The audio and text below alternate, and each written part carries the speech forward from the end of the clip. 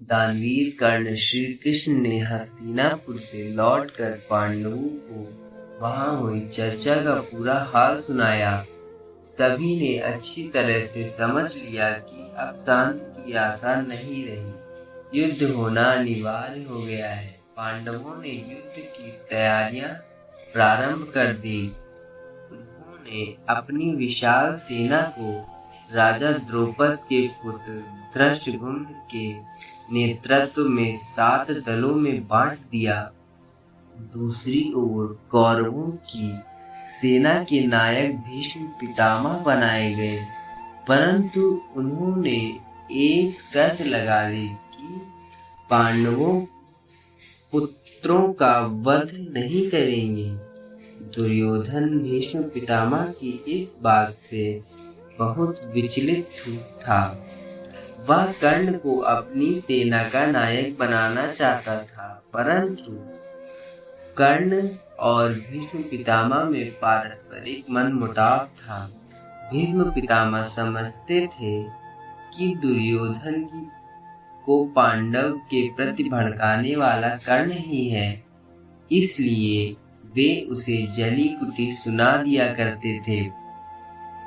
वे उसे उदंड, घमंडी, वाचाल तक कह डालते थे। इसी वजह से कर्ण ने उस समय तक युद्ध से अपने आप को अलग कर लिया था।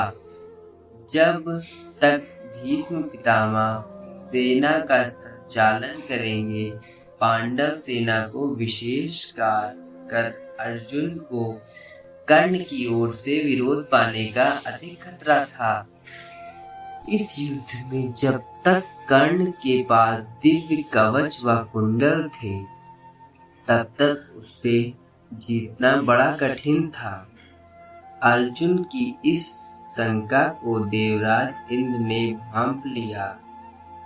वे जानते थे कि एक न एक दिन युद्ध भूमि में अर्जुन और कर्ण का सामना अवश्य होगा।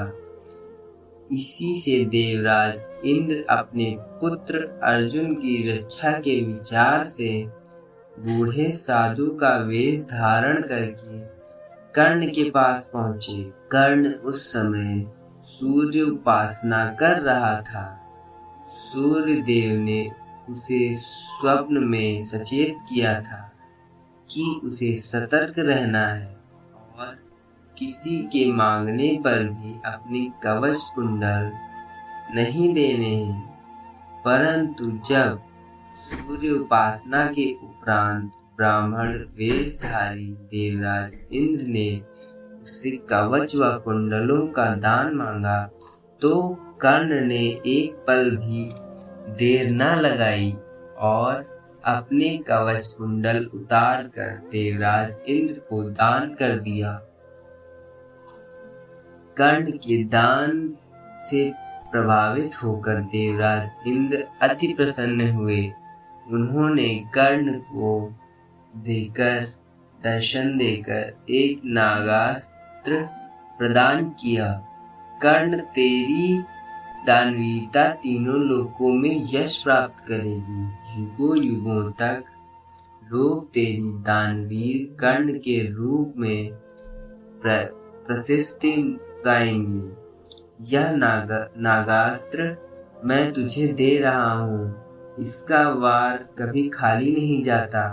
तू इसे जिस पर भी चलाएगा, उसकी मृत्यु निश्चित है। नाग अस्त्र पाकर कर्ण ने देवराज इंद्र को नमन किया और अपने कवच कुंडलों का दान किए जाने का किंचित भी मलाल